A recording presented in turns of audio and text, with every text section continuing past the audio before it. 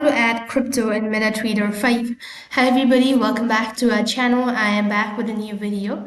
In this video, I'll let you guys know the ways to add crypto in MetaTrader 5.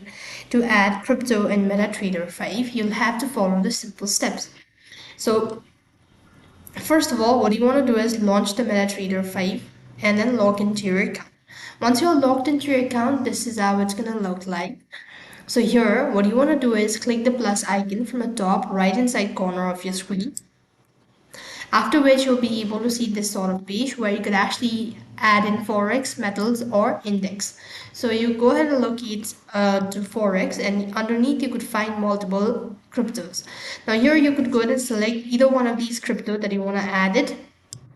After which you'll be able to see in the home page the crypto that you've recently added. So this is the way you would go ahead and add crypto in MetaTrader 5. That's all for this video. I hope the video was helpful. Make sure to like, share and subscribe to our channel. Thank you for watching. See you in our next video.